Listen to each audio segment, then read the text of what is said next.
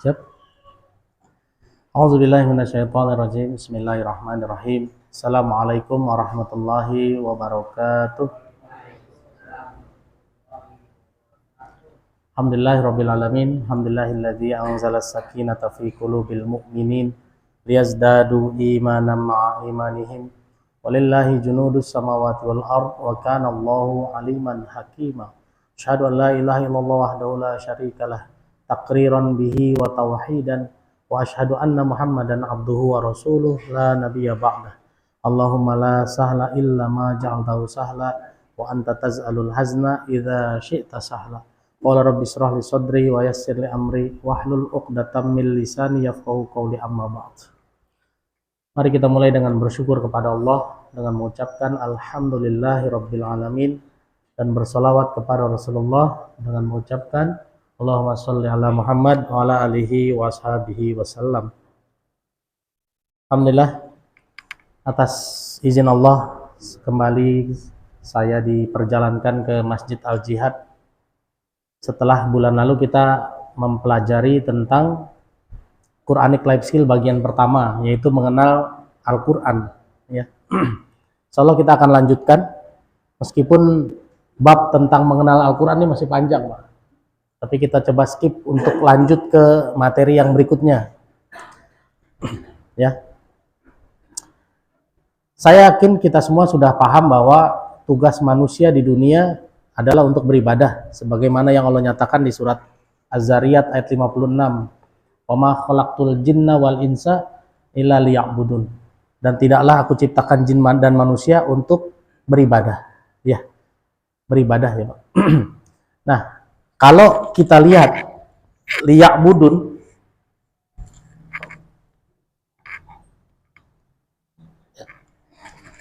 kata liya'budun, ya'budun,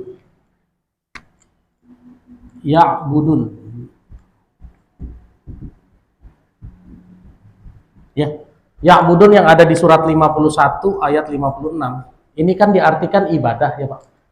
Kata dasarnya adalah abada ya'budu. Kalau kata bendanya abdun.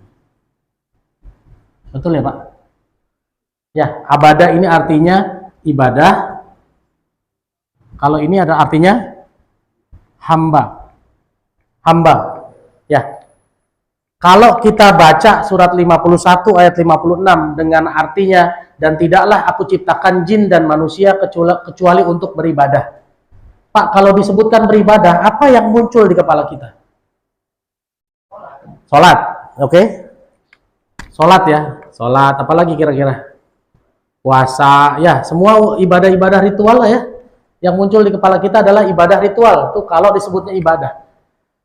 Perlu dipahami, Pak, ibadah itu bukan bahasa Indonesia. Ibadah itu artinya abada ini, karena Indonesia nggak punya padanan kata atas abada, lalu diserap dijadikan ibadah. Kata bendanya adalah hamba. Kalau hamba ini dijadikan kata kerja, Pak, kata kerjanya hamba apa, Pak, kira-kira? Menghamba. Oke. Kalau kata menghamba kita masukkan ke surat 51 ayat 56, dan tidaklah aku ciptakan jin dan manusia kecuali untuk menghamba. Kira-kira yang muncul di kepala menghamba itu apa? Apa? Sholat muncul nggak kira-kira? Enggak, ya? Iya. Karena menghamba ini lebih luas, Pak. Sholat itu cuma bukti penghambaan. Sholat itu cuma salah satu bukti penghambaan. Tapi menghamba ini artinya luas sekali. Dan menghamba di kepala kita yang muncul adalah nurut kalau disuruh, Pak. Betul nggak? Kalau disuruh ya nurut aja. Disuruh sholat ya nurut. Disuruh puasa, nurut. Disuruh sedekah, nurut. Betul nggak, Pak? Makanya hari ini kalau kita pakai ibadah, makanya banyak orang yang berpikir yang penting masih sholat. Betul nggak, Pak? Kenapa? Karena di kepalanya yang ada adalah ibadah. Tapi kalau yang muncul di kepalanya adalah menghamba, sholat itu cuma bagian kecil dari aktivitas menghamba. Bener lah? Berarti kan tugas kita itu jadi hamba, Pak. Nah, hari ini kita akan coba salah satu ciri hamba Allah. Jadi hamba. Apa ciri-ciri hamba? Sudah merasa jadi hamba Allah? Nah, ini harus dijawab nih. Sudah merasa jadi hamba Allah? Apa ciri-cirinya? Hah? Ada yang ngefans sama MU? Ada. Apa ciri-cirinya ngefans sama MU, Pak? Iya, kenal sama pemain MU ya, bener nggak? Jadi kalau ditanya siapa pelatihnya, bisa jawab. Siapa strikernya? Kalau dia jawab Bambang Pamungkas, percaya nggak, Pak? Nggak mungkin. Ya kan? Nggak mungkin. Wah, ngaku fans MU kok ditanya strikernya siapa? Nggak bisa jawab. Nah, sekarang hamba Allah. Apa ciri hamba Allah? Wah, ini luas banget, Pak. Banyak sekali. Dan ayatnya banyak sekali. Malam ini kita coba bahas satu saja. Ciri hamba Allah yang Allah nyatakan di surat 39 ayat 17 sampai 18.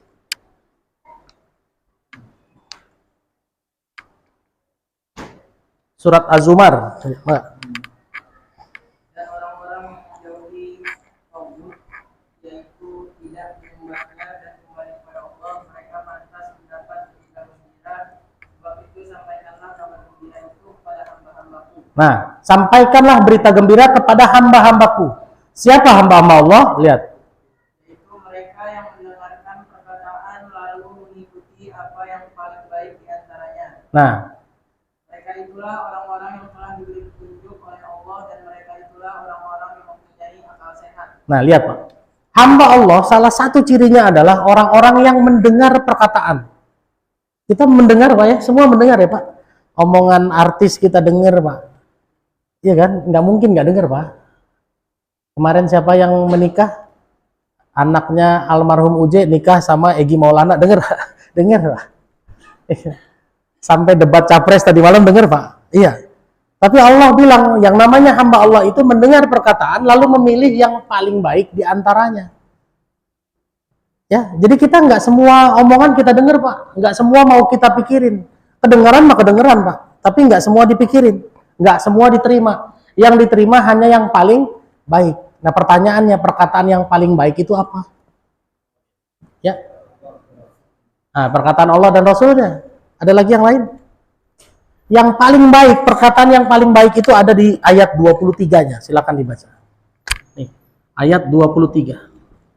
Allah telah menurunkan perkataan yang paling baik, yaitu Al-Quran yang serupa ayat-ayatnya lagi berulang-ulang. Gemetar karenanya kulit orang-orang yang takut kepada Tuhannya. Kemudian menjadi tenang kulit dan hati mereka ketika mengingat Allah. Itulah petunjuk Allah. Dengan kitab itu dia memberi petunjuk kepada siapa yang dia kehendaki.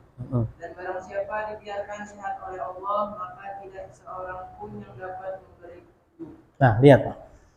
Allah sudah menurunkan ahsanal hadis, perkataan yang paling baik, yaitu Al-Quran. Yang namanya hamba Allah itu, Pak, ngedengerin omongan-omongan, tapi yang paling diterima, yang paling baik, yang diterima adalah yang paling baik, yaitu Al-Quran. Sekarang pertanyaan saya, kalau kita punya masalah, Pak, dengerin nasihat siapa? Harusnya, Pak. Iya kan? Harusnya dengerin Quran, Pak, karena Quran yang paling baik. Tapi kita kalau punya masalah, larinya kemana biasanya? Kemana? Bikin status. Ada yang bikin status, Pak. Ada yang curhat sama temennya. Kalau curhat sama teman, dapat apa kira-kira, Pak? Kalau curhat sama teman, biasanya dapat apa? Begitu cerita, saya punya masalah, sama saya juga. Pada akhirnya tuker-tukeran masalah. Allah sudah bilang kalau punya masalah, balik saja. Dan bulan lalu kita sudah bahas surat 16 ayat 89. Al-Quran diturunkan bisa menjelaskan segala sesuatu. Makanya bulan lalu saya sempat menawarkan, ayo punya masalah apa? Tanya. Biar Al-Quran yang jawab dengan ayat-ayatnya. Dan ini satu ciri hamba Allah, Pak. Yang namanya hamba Allah itu mendengarkan perkataan lalu menggunakan yang paling baik, yaitu Quran. Nah, pertanyaan saya yang berikutnya, Quran ngajarin kita berkata baik apa enggak, Pak, kira-kira? Ngajarin nggak, Pak? Ngajarin, Pak. Ayatnya sering dibaca kalau sholat Jumat. Ya ayyuhalladzina amanu ittaqullaha wa qulu qawlan sadida. Betul enggak, Pak? Ada di surat 33 ayat 70. Silakan. 33 70. Ya.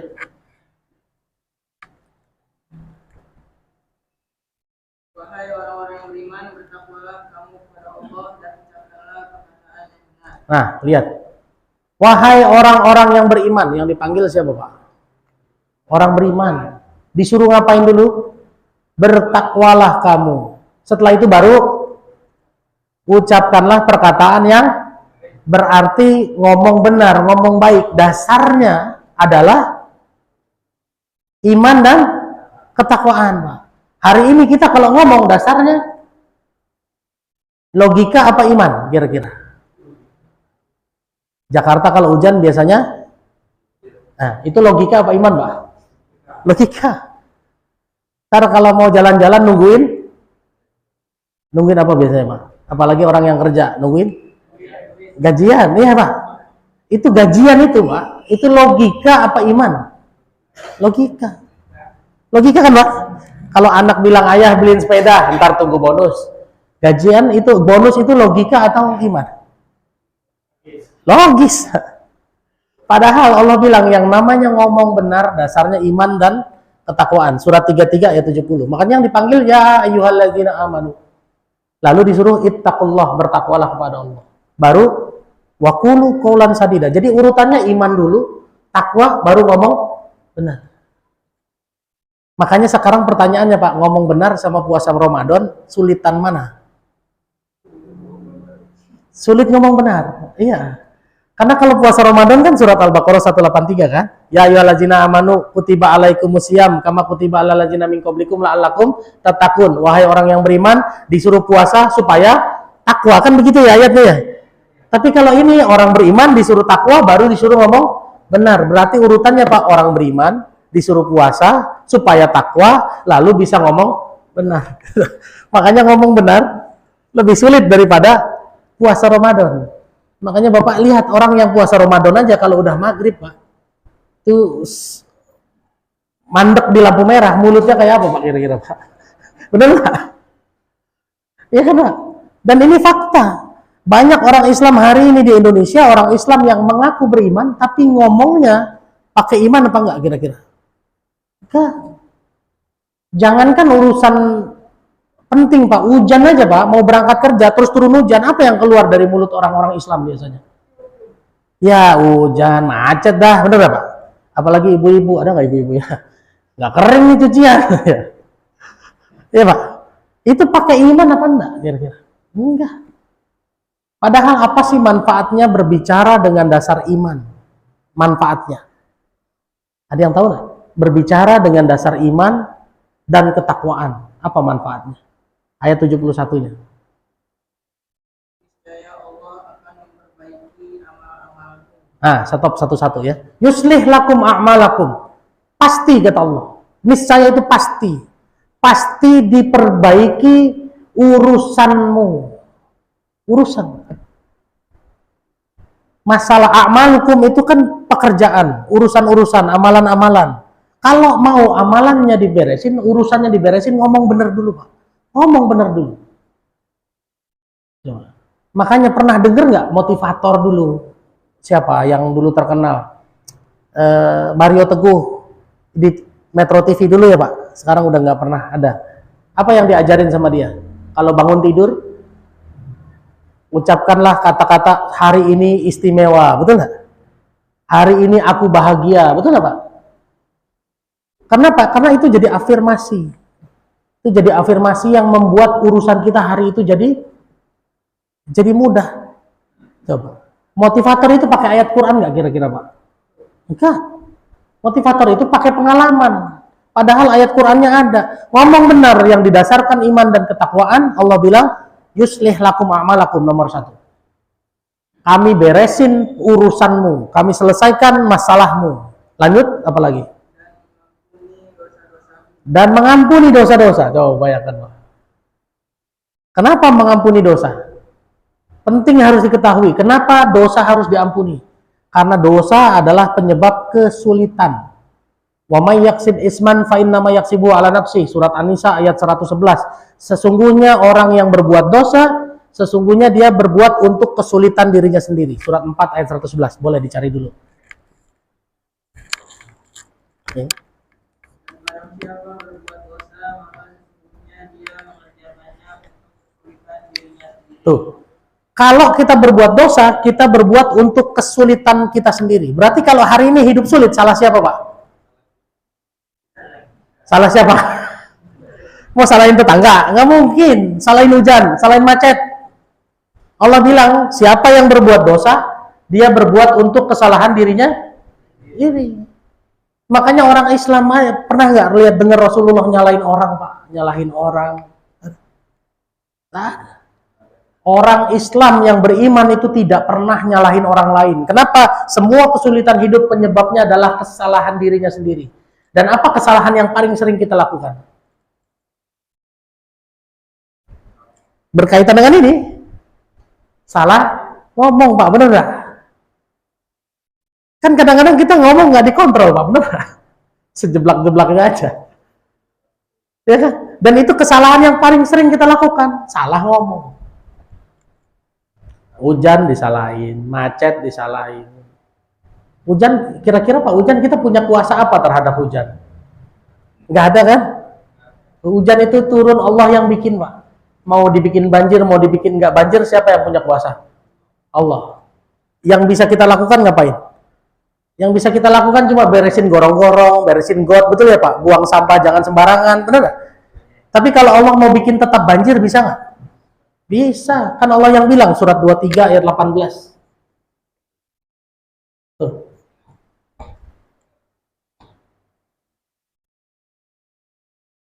Dan kami turunkan air dari langit dengan suatu ukuran, lalu kami jadikan air itu menetap di bumi, dan pasti kami berkuasa melenyapkannya. Tuh, lihat Pak. Kami menurunkan hujan sesuai takaran, kami buat bumi air itu bertahan di bumi, dan kami pun punya kuasa untuk melenyapkannya. Tugas kita cuma bersihin selokan, buang sampah di tempatnya, betul ya Pak? Tapi Allah yang bikin, mau banjir, mau nggak banjir. Makanya kalau orang beriman, hujan turun, ngomongnya apa Pak? Allahumma shayyiban nafi'an. Itu udah bahasanya orang beriman Pak.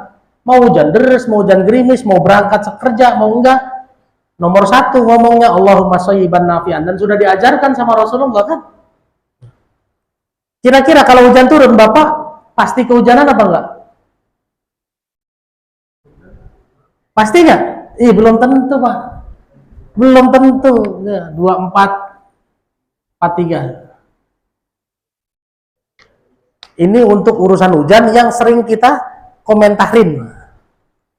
Tidaklah engkau melihat bahwa Allah menjadikan awan bergerak perlahan, kemudian mengumpulkannya, lalu dia menjadikannya bertumpuk-tumpuk, lalu engkau lihat hujan keluar dari celah-celahnya, dan dia juga menurunkan butiran-butiran es dari langit, yaitu dari gumpalan-gumpalan awan seperti gunung, maka ditimpakannya butiran-butiran es itu pada siapa yang dia kehendaki, dan dihindarkannya dari siapa yang dia kehendaki. Lawan kilatnya hampir-hampir menghilangkan penglihatan. Nah, Allah timpakan kepada siapa yang dia kehendaki, Allah hindarkan kepada siapa yang dia kehendaki. Tapi meskipun begitu, perlu bawa payung nggak Pak? Perlu bawa jas hujan nggak? Itu ikhtiar tetap Pak. Ikhtiar mah jalan terus, bener nggak?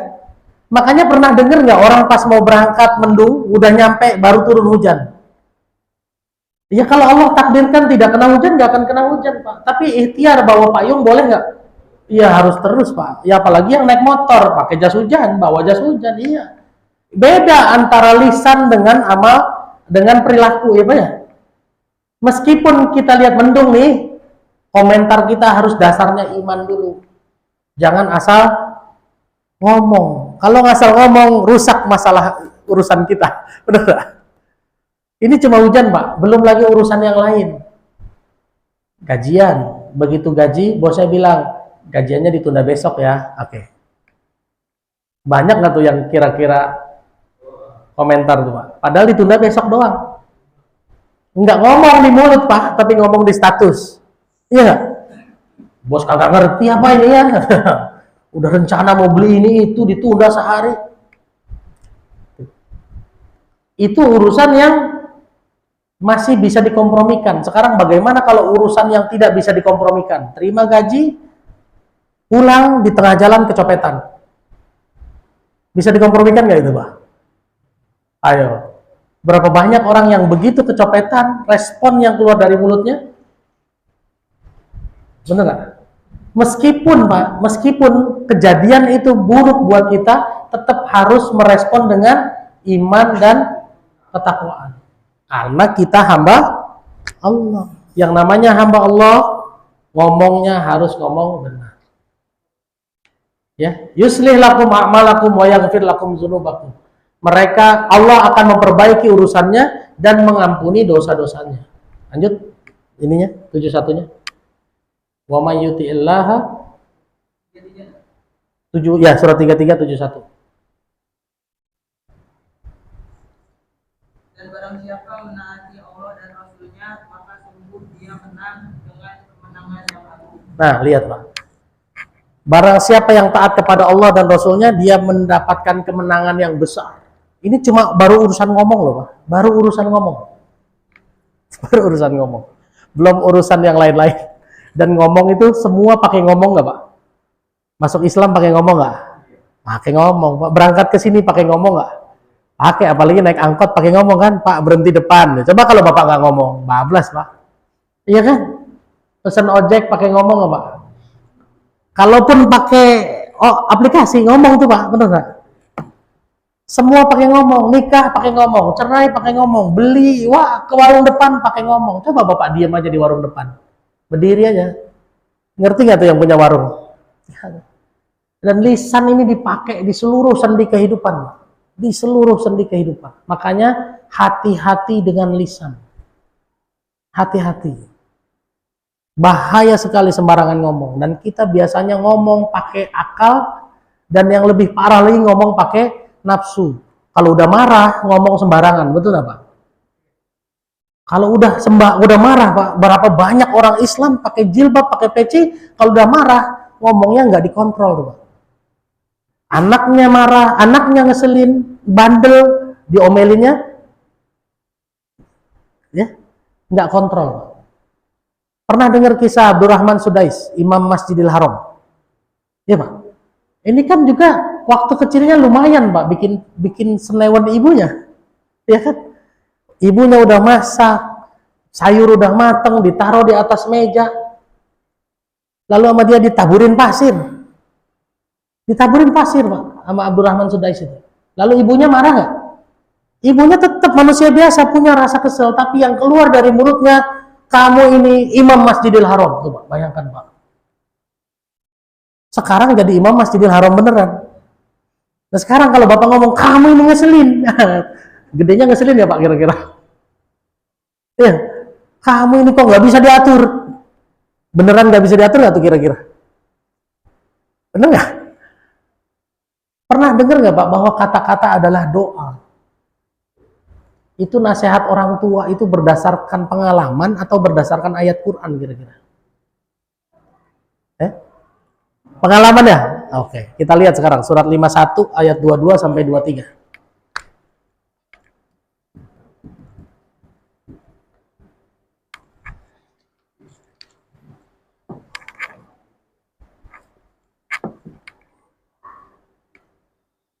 Dan di langit terdapat sebab-sebab rezekimu dan apa yang dijanjikan kepadamu.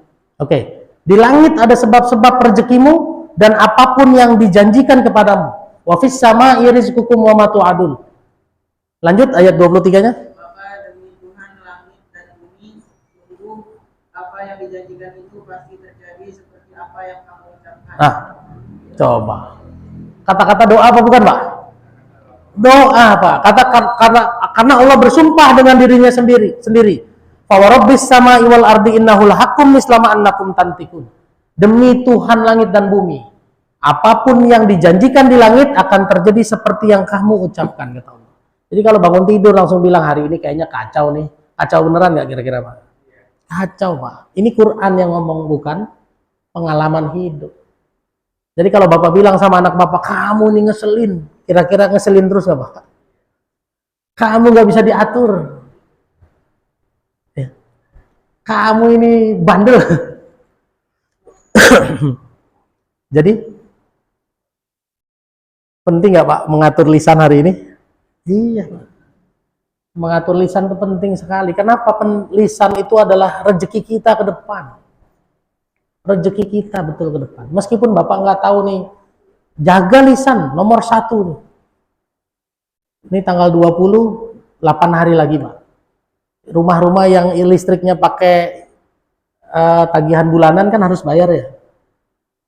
Kalau nggak punya duit buat bayar, minimal Pak, jaga mulutnya dulu.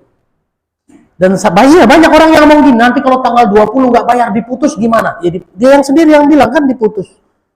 Saya nggak pernah bilang Pak. Saya rumah mertua saya di Tanah Abang itu. Di rumah ini ponakan saya Pak. Saya ajak kemari biar jadi saksi. Itu setiap tanggal 20, kalau belum ada uang buat bayar, ya saya bilang Allah pasti cukupkan, tenang saja. Saya nggak pernah bilang nanti kalau diputus gimana, nggak boleh. Karena kalau saya bilang nanti diputus, beneran diputus.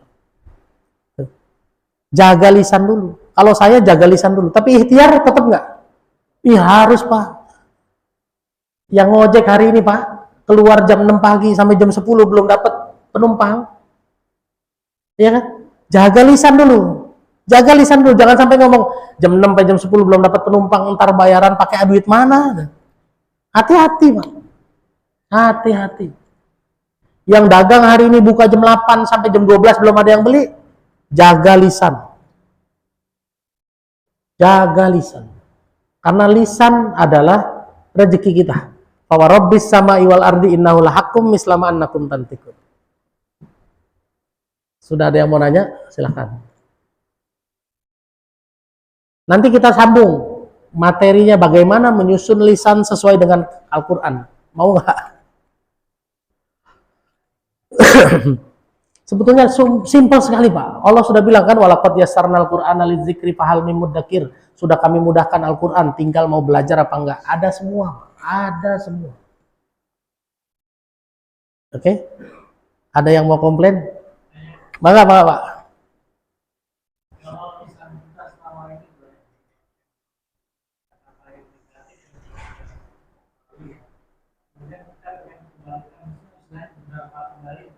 Bisa Pak.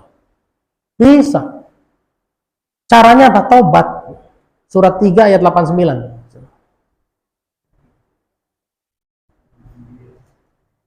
Surat 3 ayat 89. Illal ladzina tabu min ba'di dzalika wa aslahu. Kecuali orang-orang yang bertobat setelah itu dan melakukan perbaikan, maka sungguh Allah Maha Pengampun, Maha Penyayang. Ya, lihat Pak ya. Kecuali orang yang bertobat setelah itu, ya setelah ngomong negatif, setelah berbuat maksiat, ini umum nih Pak nih.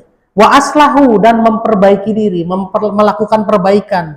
Berarti kalau selama ini ngomongnya nggak dikontrol, ya berarti setelah tobat lisannya harus dilatih Pak, dilatih. Belajar untuk berbicara sesuai dengan aturan Al-Quran. Allah bilang apa? Sesungguhnya Allah Maha Pengampun. Jadi simpel sekali. Kalau dulu pernah ngomong sembarangan, ngatain orang sembarangan dan lain-lain, udah tobat aja. Dan tobat saat tidak mengerti, saat belum tahu, itu mudah diampuni Pak. Iya, ini Allah yang bilang, innamat taubatu 'alallahi lil ladzina ya'maluna su'a bi jahalatin. Surat 4 ayat 17, silakan. Ya. Surat An-Nisa ayat 17. Sungguhnya bertobat kepada Allah itu hanya pantas bagi mereka yang melakukan kejahatan karena tidak mengerti. Tuh. Karena tidak mengerti. Jadi dulu waktu nggak ngerti ilmunya, kita sembarangan ngomong, pantas nggak tobat? Pantas. Kalau sekarang udah tahu, berbuat lagi, gimana kira-kira? Iya kan? Tuh. Nah hari ini udah tahu Pak, berarti hari ini harus mulai menyusun lisan dengan aturan Quran. Gimana caranya? Simple saja, satu saja dulu, supaya nanti diskusinya lebih banyak. Surat 2, 247.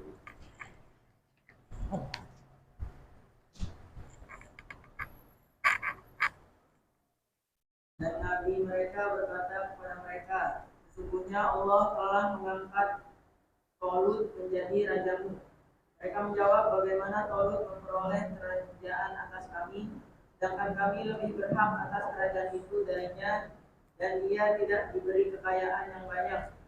Nabi menjawab, Allah telah memilihnya menjadi raja kamu dan memberikan kelebihan ilmu dan fisik. Ya. Allah memberikan kerajaannya kepada siapa yang Dia kehendaki dan Allah Maha Luas, Maha Mengetahui. Ini kisah Bani Israel, Pak. Setelah Nabi Musa meninggal dunia, ada nabi yang berikutnya, yaitu Yusha bin Nun. Mereka bilang sama nabinya saat itu, kasih kami pemimpin dong, kasih kami raja, biar kami bisa berjihad di jalan Allah. Lalu dipilihlah, wa qala lahum nabiyuhum, nabi mereka berkata, innallaha astafa alaikum, innallaha astafa Taluta malika. Innallaha astafa lakumut Taluta malika. Sesungguhnya Allah sudah mengutus Talut menjadi rajamu.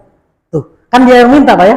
Bani Israel yang minta, lalu dikasih Talut menjadi rajanya. Lalu mereka langsung terima nggak? Enggak, Pak. Bani Israel dari dulu protes terus. Dia yang minta raja, begitu dipilih, dia protes. Kenapa Talut? Qalu anna yakunu lahul mulku alaina. Kenapa dia yang jadi raja bagi kami? Wa nahnu ahaqqu bil mulki minhu, dan padahal kami lebih berhak jadi menjadi rajanya. Walam yu'ta sa'atam minal amal, dan Talut tidak banyak duitnya. Coba. Ya. Tapi apa jawabannya nabi mereka? Silakan. Jawaban mereka, Allah yang memilih Talut, Pak. Jawaban nomor 1. Jawaban nomor 1 adalah karena Allah yang pilih. Nomor 1 karena, ya benar nggak? Nah, Allah telah memilihnya menjadi raja kamu. Jawaban kedua, ilmu. Baru yang ketiga, fisik. Kalau mau ngomong dengan aturan Quran, nomor 1 karena, kenapa saya bisa sampai sini? Karena Allah, karena izin Allah. Wasilahnya diundang sama Mas Abiyu. Gitu. Iya, nomor 2, Pak. Semua jawaban logis adalah jawaban nomor 2. Oh, Bapak bisa punya rumah ya? Alhamdulillah dengan izin Allah. Oh, gimana caranya Pak bisa beli rumah? Ya nabung. Iya, Pak. Nomor 2 jawabannya. Ih, sehat bener ya Bapak ya? Alhamdulillah atas izin Allah. Kok caranya gimana Pak biar sehat Pak? Udah senior begini umurnya, sudah senior. Ya saya jaga makan. Itu nomor 2 Pak. Nomor 2. Hebat Pak, mobilnya baru. Alhamdulillah dengan izin Allah. Gimana Pak bisa punya mobil? Ya beli. Ya kan gitu ya Pak. Kalau kita biasanya jawaban nomor 1 apa Pak? Mobilnya gede, rumahnya gede. Ya nabung dong, dari zaman dulu kerja saya gitu ya Pak. Simpel saja. Kalau mau ngomong dengan dasar iman dan ketakwaan, nomor 1 bilang karena Allah. Ya sudah. Makanya kalau ditanya kenapa hafal Quran? Karena izin Allah. Wasilahnya ya ngapalin, dibaca. Nggak mungkin izin Allah terus nggak ngapalin Pak. Iya kan? Ini simple Pak. Ini aja dulu dipraktekin dalam kehidupan. Kita lihat apa yang akan berubah dalam kehidupan. Ya. Jadi jangan pernah bilang, kok bisa sampai tepat waktu? Iya saya berangkat dari sebelum subuh. Jangan Pak. Itu nomor 2 jawaban itu. Ya. Nomor 1 jawaban karena izin Allah. Benar ya Mas? Saya begitu terus nggak jawabannya? Iya. Bahkan urusan perkuliahan di kampus saja saya begitu Pak. Atas izin Allah. Dan alhamdulillah beres saja. Nggak ada yang sulit. Allah bilang sudah gampang semua. Ini langkah pertama Pak. Tapi ini masih panjang nih urusannya nih. Ada yang mau nanya dulu nggak? Ya silakan. Nah, ini yang harus dipahami. Di sini kan Allah bilang ngomong yang benar. Yang bisa ngomong di diri kita, bagian tubuh kita yang mana saja? Ayo Pak. Yang mana saja di diri kita yang bisa ngomong? Apa cuma mulut? Pikiran bisa ngomong, betul. Makanya ada orang yang duduk di sini pikirannya kemana-mana. Iya kan? Ada yang ngomong nih, waduh, besok bayaran bisa apa enggak ya? Ada di sini Pak, mungkin. Iya kan? Ada yang hatinya ngomong, bener gak? Ini Ustadz ngomong apa sih? Atau ada yang nggak ngomong, nggak mikir, tapi mukanya cemberut aja. Paham nggak tuh kira-kira Pak? Kenapa tuh orang tuh? Iya kan? Kita punya teman Pak nggak ngomong, begitu datang cemberut. Bapak udah bisa duga nih, lagi bokek lu ya, gitu ya Pak. Iya kan? Betul nggak Pak? Makanya ngomong itu harus satu frekuensi Pak. Mulut, pikiran, hati, dan raut muka harus sama. Yang bisa begini siapa Pak? Rasulullah. Rasulullah pernah nggak makan berhari-hari. Tahu nggak Pak? Pernah dengar kisah ini? Lalu ketahuannya karena apa? Rasulullah nggak makan berhari-hari. Pernah dengerin kisah Rasulullah jadi imam, lalu bunyi keretak-keretak, pas ruku bunyi keretak-keretak gitu ya, pas sujud bunyi keretak-keretak gitu kan? Lalu jamaahnya pada bingung nih bunyi apa? Rasulullah rematik apa ya? Bunyi tulangnya begitu, ya kan? Lalu ditanya, begitu selesai salam ditanya, ya Rasulullah, bunyi apa? Bunyi apa? Lalu buka baju, ternyata badannya diikat dengan batu. Kira-kira itu nggak makan berapa hari Pak? 1 hari? Nggak mungkin lah sehari mah ya Pak. Itu berapa hari kira-kira? 4 hari? 5 hari? Ya. Nah pertanyaan saya, Rasulullah berinteraksi sama sahabat-sahabatnya kan setiap hari, setiap saat. Kok temennya nggak ada yang tahu Pak kalau dia nggak makan? Berarti mukanya, hatinya, pikirannya, mulutnya sama nggak Pak? Begitu Rasulullah bilang, ayo belajar, semangat nggak tuh? Tetap. Kalau kita mah belum makan pagi udah ketahuan sama temen. Lemes amat, iya belum makan pagi. Bener nggak Pak? Iya Pak. Bahkan kalaupun temen kita nggak tahu, kita tunjukin kalau kita mah, ya kan? Iya belum gajian gitu ya, gaji dipotong. Iya Pak. Rasulullah itu luar biasa Pak, mulutnya, hatinya, pikirannya, wajahnya, dan gerak tubuhnya sama. Sehingga sahabat nggak ada yang tahu, ini udah makan belum ya? Punya duit apa enggak ya? Kalau kita mah, punya duit, ketahuan, bener Pak? Bokeh, ketahuan, bener. Jadi penting, makanya penting harus menselaraskan bagaimana lisan kita sama dengan pikiran, sama dengan hati, dan sama dengan gerak tubuh. Coba kalau ada bilang, Mas Abiu, semangat bantuinnya, semangat, ngomongnya semangat, tapi jalannya lambat. Percaya nggak Pak?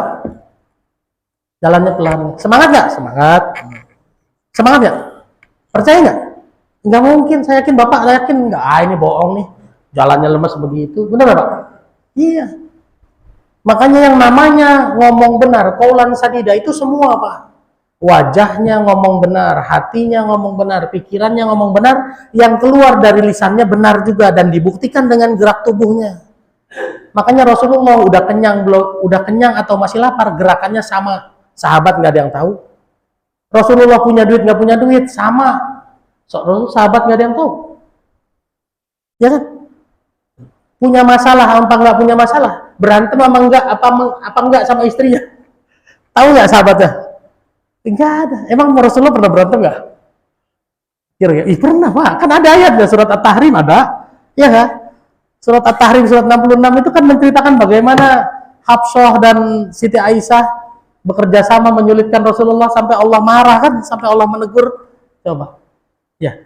Kalau kita Bapak ribut sama istri, tetangga semua tahu. Iya kan? Kalau Rasulullah nggak ada yang tahu Pak. Begitu kerja bakti semangatnya sama. Kerja bakti udah makan sama belum makan sama, tenaganya sama. Ya. Inilah yang harus kita upayakan Pak. Hari ini kita baru belajar lisan. Bagaimana ngomong benar. Nanti kita belajar bagaimana mikir benar. Nanti bagaimana mengisi hati dengan benar. Kalau ini bisa dikuasai semua Pak, hidup insya Allah mudah. Makanya materinya Quranic life skill. Keterampilan hidup dengan teori Quran. Minimal ngomong saja harus pakai teori Quran. Hari ini gampang aja. Semua karena Allah dulu dah. Itu aja dulu praktekin. Itu dulu dipraktekin. Ya, oke ya. Nah. Jadi dalam hati juga ngomongnya karena Allah. Mulut ngomong karena Allah, hati karena Allah. Jangan mulut karena Allah dalam hati. Jangan. Harus sama, frekuensinya harus sama. Ada lagi yang mau nanya?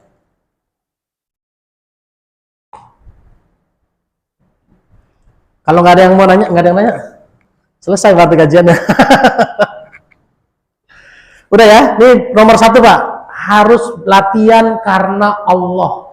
Latihan. Laku dagangannya, alhamdulillah dengan izin Allah. Wasilahnya apa? Kok bisa lakunya cepet? Ya kan saya promo, saya iklanin di Instagram, saya pasang di Gojek. Silakan Pak, itu nomor 2, nomor 3, nomor 4, nomor 1 karena Allah. Nah, satu ayat lagi Pak sebelum azan Isya. Coba baca surat 6 ayat 58. 659.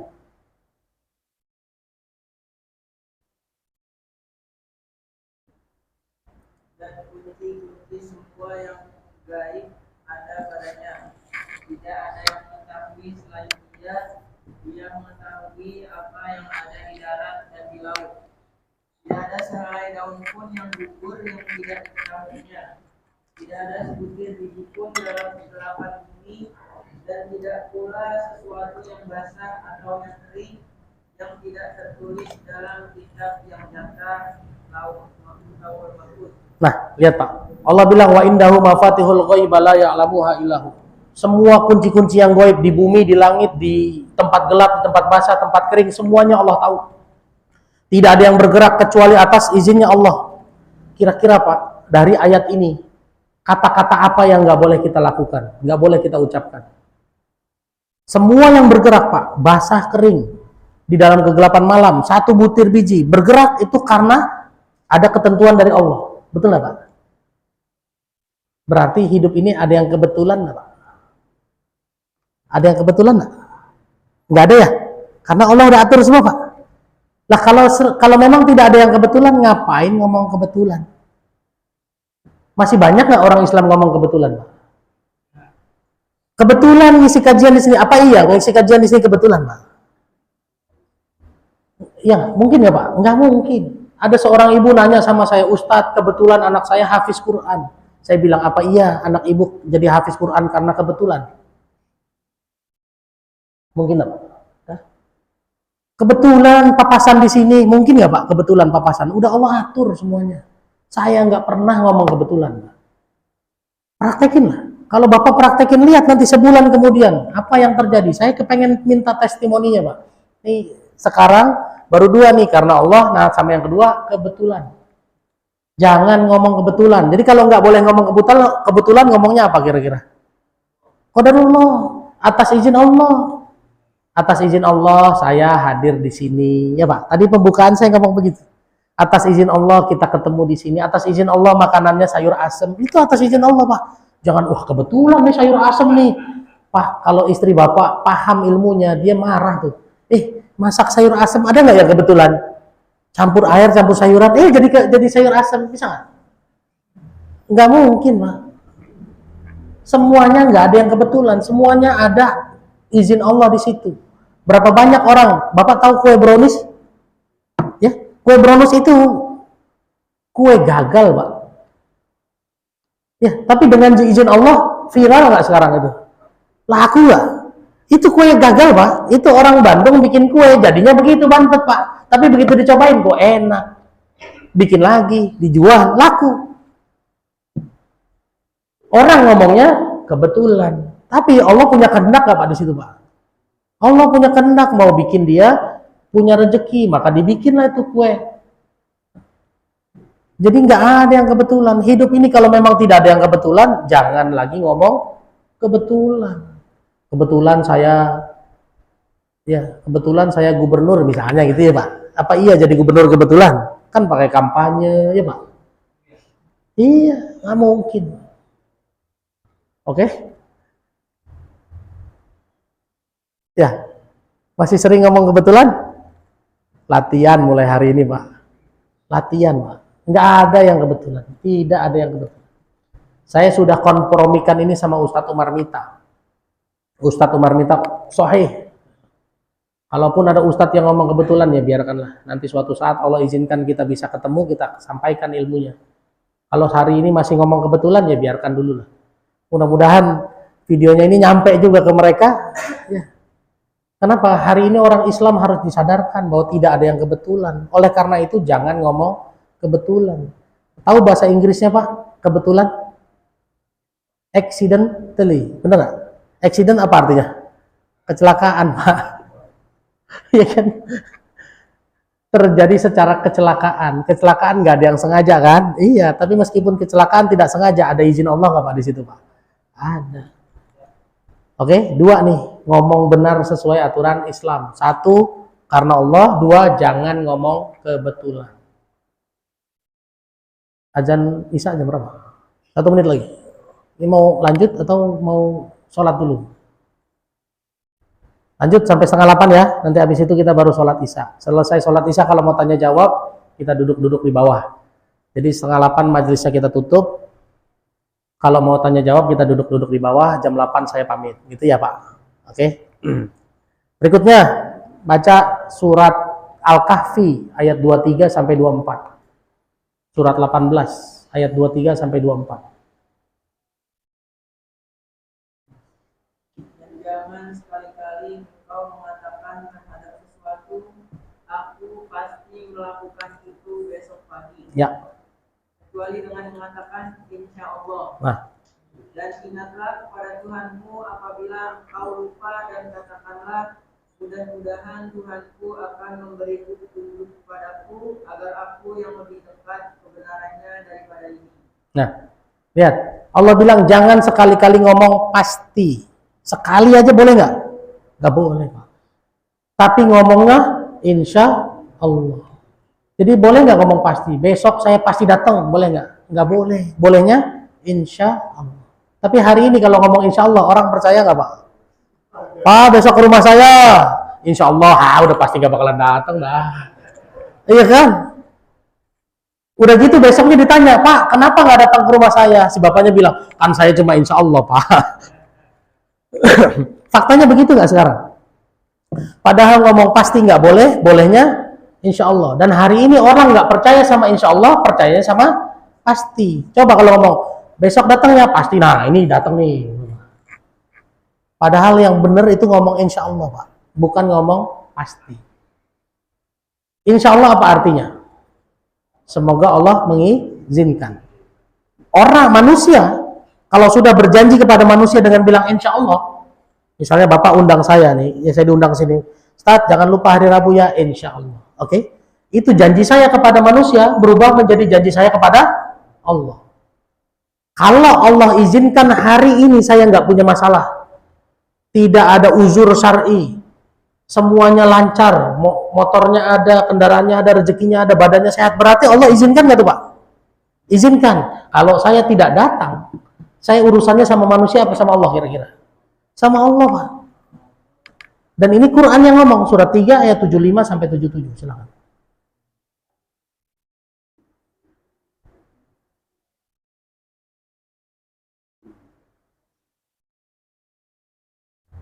Dan di antara ahli kitab ada yang jika engkau percayakan kepadanya harta yang banyak, niscaya dia mengembalikan kepadamu. Tapi ada pula di antara mereka yang jika engkau percayakan kepadanya 1 dinar, dia tidak mengembalikannya kepadamu, kecuali jika engkau selalu menaginya. Yang demikian itu disebabkan mereka berkata, tidak ada dosa bagi kami terhadap orang-orang buta huruf. Mereka mengatakan hal yang dusta terhadap Allah padahal mereka mengetahui. Nah lihat, ada orang-orang Pak yang kalau dititipin duit banyak, harta yang banyak dikembaliin. Tapi ada orang dititipin sedikit, nggak dibalik-balikin. Kecuali ditagih terus. Duit saya mana? Duit saya mana? Ada nggak orang kayak gitu? Ada kan? Lihat ayat 76-nya, lihat. Sebenarnya barang siapa menepati janji dan bertakwa, maka sungguh Allah mencintai orang-orang bertakwa. Lihat, barang siapa yang menepati janji dan bertakwa, takut sama Allah, ya kan? Janji, oke, ini saya pegang uangnya. Janji deh Pak. Dan takutlah sama Allah, kalau diminta balikin. Berarti kalau dititipin jangan dipakai. Supaya kalau suatu saat diminta, ya kembalikan. Ya kan? Ini janji Pak. Ya. Lihat berikutnya ayat 77-nya. Sesungguhnya orang-orang yang memperjualbelikan janji Allah. Tuh, lihat. Berubah kan? Sesungguhnya orang yang memperjualbelikan janji kepada Allah. Maksudnya apa diperjualbelikan, Pak? Ya. Ini orang titip harta ke saya, titip uang sama saya. Lalu harusnya kan saya takut sama Allah, Pak. Kalau saya takut sama Allah, saya dapat surga. Sehingga begitu orang itu ngembali, minta duitnya balik, saya kasih. Dan itu saya dapat jaminan surga karena saya amanah. Tapi kalau saya jual dengan harga murah, apa? harusnya dapat surga, tapi saya ambil duitnya Pak. Oke? Berarti kan ini saya ambil duit ini kan saya tukar nih surga dengan duit sedikit kan, harga murah Pak. Ini orang yang memperjualbelikan balasan yang luar biasa besar yaitu surga dengan harga yang murah. Apa kata Allah? Mereka itu tidak memperoleh bagian di akhirat. Nah, tidak memperoleh bagian di akhirat. Berarti beramal soleh di dunia dihitung nggak di akhirat? Enggak. Lanjut. Allah tidak akan menyapa mereka. Tidak ditegur Pak. Tidak ditegur istri aja pusing. Bener Pak? Tidak ditegur. Ente mah belum tahu lah ya, jomblo. Ya kan? Lanjut. Tidak akan memperhatikan mereka. Tidak diperhatikan Allah. Di hari kiamat Allah nggak merhatiin kita. Lanjut. Dan tidak akan menyucikan mereka. Tidak akan disucikan. Artinya apa Pak kalau tidak disucikan? Masuk neraka kira-kira bisa pindah ke surga nggak? Enggak, karena tidak disucikan. Lanjut. Bagi mereka azab yang pedih. Bagi mereka azab yang pedih. Cuma gara-gara insya Allah Pak. Bener lah. Makanya orang Islam itu harus menjaga insya Allah. Kalau sudah insya Allah, berarti janjinya pindah ke Allah. Jangan ditukar dengan rebahan Pak. Waduh panas begini nih. Disuruh ke Masjid Al-Jihad, alasan aja dah. Mohon maaf ya, saya sakit perut. Dijual dengan harga murah kan? Sakit perut Pak. Ini Allah bilang la khalaqalahum fil akhirati, tidak dikasih jatah di akhirat, wala yukallimuhumullahu wala yanzur ilaihim yaumal qiyamah, tidak dilihat, tidak ditegur, tidak diperhatikan, wala yuzakkihim, tidak disucikan, walahum azabun alim, dan bagi mereka azab yang pedih. Cuma gara-gara menyepelekan insya Allah. Berani Pak nyepelein insya Allah sekarang? Gak boleh. Kalau sudah insya Allah, ya berarti kalau tidak ada apa-apa, tidak ada masalah, tidak ada kesulitan, berarti Allah izinkan kan? Berarti harus datang, harus dipenuhi. Tapi kalau seandainya insya Allah hari Rabu kemarin, Allah kasih saya diare misalnya Pak. Ini kan Allah yang bikin kan diare kan? Bukan saya yang bikin. Dan saya terpaksa tidak bisa berangkat ke sini karena perjalanan diare. Kalau diare repot lah Pak, bener nggak? Iya kan? Ya, ini Allah yang bikin. Kita bersabar sama-sama. Mas Abiyu mohon maaf ya, saya diare. Tuh boleh Pak. Kenapa? Karena masalahnya yang bikin Allah yang memberikan uzur kan. Tapi kalau kitanya sehat, nggak ada masalah, rezekinya ada, badannya sehat, waktunya ada, fasilitasnya ada, lalu nggak mau berangkat. Nah, berarti ini menentang fasilitasnya Allah, benar nggak? Menentang kemudahan dari Allah. Makanya orang Islam jangan menyepelekan insya Allah. 3 dulu ya, karena Allah, jangan ngomong kebetulan, dan insya Allah. Bulan depan kita lanjutkan lagi. Ada yang mau nanya dulu? Insya Allah. Maka Pak, silakan.